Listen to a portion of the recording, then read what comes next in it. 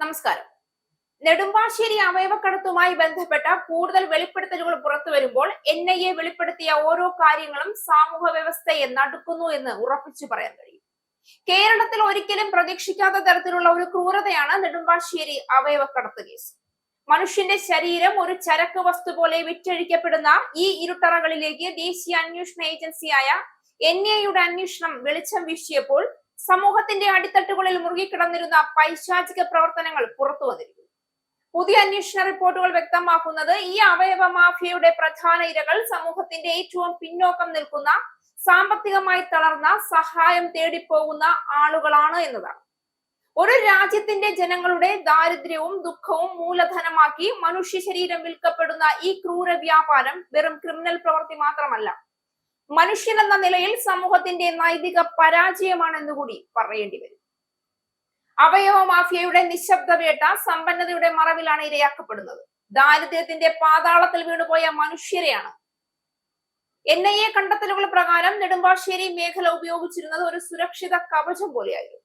വിമാനത്താവളം, വിദേശ യാത്രകൾ, ഗൾഫ് ജോലികൾ എന്നീ ലേബലുകളിൽ പൊതിഞ്ഞ് ചില ഏജന്റുമാർ സാമ്പത്തികമായി പിന്നോക്കം നിൽക്കുന്നവരെ വലയിലാക്കുകയായിരുന്നു.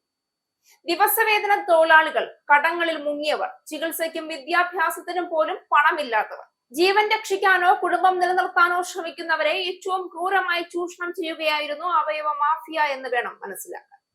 ഒരു അവയവം നൽകിയാൽ പാടെ ജീവിതം മാറുമെന്ന വ്യാജ വാഗ്ദാനം, ഇത് വെറും ശസ്ത്രക്രിയ മാത്രമാണെന്ന തെറ്റിദ്ധാരണ, നിയമപരമാണ്, പേടിക്കേണ്ട എന്ന കള്ളം, ഇതൊക്കെയാണ് അവരുടെ പ്രധാന ആയുധങ്ങൾ. അതിൽ പാവപ്പെട്ട മനുഷ്യർ വീണുപോവുകയാണ്. ദാരിദ്ര്യം അവയവ മാഫിയയുടെ പ്രധാന വാതിലായി കേരളത്തിൽ എന്ന് വേണം പറയാൻ.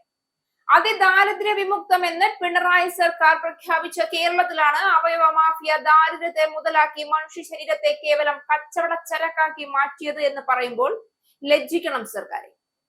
ദാരിദ്ര്യത്തിന്റെ പേരിൽ മരുന്ന് വാങ്ങാൻ കഴിയാത്ത ഒരാൾക്ക്, പട്ടിണി കിടക്കുന്ന ഒരാൾക്ക് 1 ലക്ഷം രൂപയുടെ വാഗ്ദാനം പോലും ജീവിതത്തിലേക്ക് പ്രകാശം വീശുന്ന ജാലകമായി തോന്നും.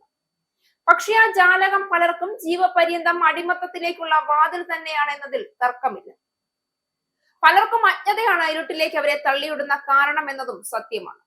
NIA റിപ്പോർട്ടുകൾ വ്യക്തമാക്കുന്നത് ഈ നെറ്റ്വർക്ക് കേരളത്തിൽ മാത്രം ഒതുങ്ങുന്നില്ല എന്നാണ്.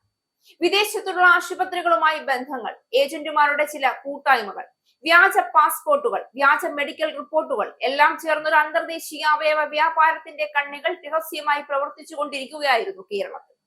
അതിൽ ഏറ്റവും വേദനാജനകമായത്, വളരെ കുറഞ്ഞ പണമെടുത്ത് അവയവം നൽകിയവർക്ക് ആരോഗ്യ പ്രശ്നങ്ങൾ വരുമ്പോൾ അവരെ തുടർ ചികിത്സയ്ക്കായി ആരും തിരിഞ്ഞു നോക്കുന്നത് പോലുമില്ല എന്നതാണ്.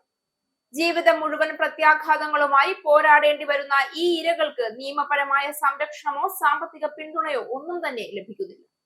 നിയമവും നിരീക്ഷണവും എവിടെ പരാജയപ്പെട്ടു എന്ന ചോദ്യം ഇത്തരം വാർത്തകൾ പുറത്തു വരുമ്പോൾ കൂടുതൽ ശക്തമാവുകയാണ്. കേരളം ആരോഗ്യരംഗത്ത് നേട്ടങ്ങളും സാമൂഹ്യ ബോധവും പൊങ്ങച്ചം പറയുന്ന, പരസ്യം ചെയ്യുന്ന സംസ്ഥാനമാണ്. എങ്കിലും ഇതുപോലെയുള്ള ക്രൂരതകളെ ഇത്രയും കാലം ആരും കണ്ടില്ലെങ്കിലും കേട്ടില്ല എന്നത് ഭയാനകമാണ്. ഇത് ചില ഗൗരവമായ ചോദ്യങ്ങൾ ഉയർത്തുന്നു. വിദേശയാത്രയ്ക്കായി പോകുന്നവരുടെ മെഡിക്കൽ രേഖകൾ പരിശോധിക്കുന്ന സംവിധാനങ്ങൾ എവിടെ പരാജയപ്പെട്ടു? വിദേശ ആശുപത്രികളുമായുള്ള സംശയാസ്പദ ഇടപാടുകൾ ആരും ശ്രദ്ധിച്ചില്ലേ? സാമ്പത്തികമായി പിന്നോക്ക വിഭാഗങ്ങളുടെ ദുരവസ്ഥയെ നിരീക്ഷിക്കേണ്ട സംവിധാനങ്ങൾ എന്തുകൊണ്ട് പ്രതികരിച്ചു? അല്ലെങ്കിൽ എന്തുകൊണ്ട് ഇതൊന്നും അറിഞ്ഞില്ല? പ്രത്യേകിച്ച് തൊഴിൽ ഏജൻസികളുടെ പ്രവർത്തനങ്ങൾ എന്തുകൊണ്ട് നിയന്ത്രിതമല്ലാതെ പോയി? ഈ ചോദ്യങ്ങൾക്കുള്ള ഉത്തരങ്ങൾ കണ്ടെത്തേണ്ടത് ഈ കേസിനേക്കാൾ വലിയൊരു സാമൂഹിക ഉത്തരവാദിത്തമാണ്. ഉത്തരം പറയേണ്ടത് ഇവിടുത്തെ നീതിപീഠവും സർക്കാരുമാണ്. അവയവത്തിനായുള്ള ലോകവ്യാപക ബ്ലാക്ക് മാർക്കറ്റ് ലക്ഷ്യം വെക്കുന്നത് കേരളം തന്നെയാണ്. ആരോഗ്യമുള്ള ദാരിദ്ര്യമാണ് അവരുടെ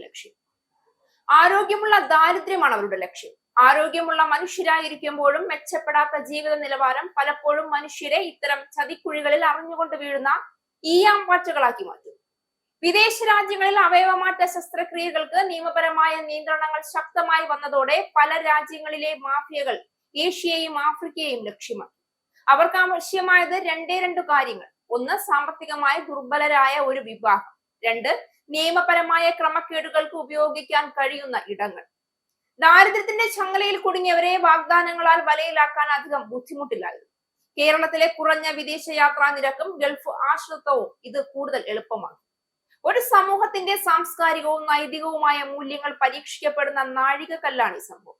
വർഷങ്ങളായി കേരളം അഭിമാനിക്കുന്ന സാമൂഹിക നീതി, ആരോഗ്യരംഗത്തിലെ പുരോഗതി, മനുഷ്യാവകാശ ബോധം ഇതെല്ലാം അവയവ മാഫിയയുടെ ചതിയിൽ ചിതറിപ്പോകുന്ന ഒരു സത്യാവസ്ഥയാണ് പുറത്തു വന്നുകൊണ്ടിരിക്കുന്നത്.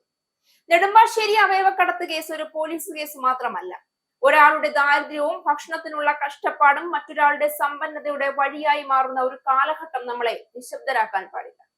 NIA അന്വേഷണങ്ങൾ കൂടുതൽ പേരെ അറസ്റ്റ് ചെയ്യുകയും മാഫിയയുടെ കള്ളത്തരങ്ങൾ പൊളിച്ചെഴുതുകയും ചെയ്തുകൊണ്ടിരിക്കുകയാണ്. എന്നാൽ അവയവ മാഫിയയുടെ വ്യാപാര വിപണിക്ക് അവസാനമാകാൻ നിയമത്തിന്റെ പ്രഹരം മാത്രമല്ല, സമൂഹത്തിന്റെ കരുത്തും പൊതുജനത്തിന്റെ ഉത്തരവാദിത്ത ബോധവും ഒരുമിച്ച് പ്രവർത്തിക്കും. മനുഷ്യ ശരീരം പണമായി തൂക്കി വിൽക്കുന്ന ഈ ഇരുണ്ട കച്ചവടത്തിന് ഇടം കേരളത്തിൽ ഒരിക്കലും ഉണ്ടായിരിക്കരുത്. ഇനിയെങ്കിലും ഒന്ന് കണ്ണു തുറക്കൂ സർക്കാരെ.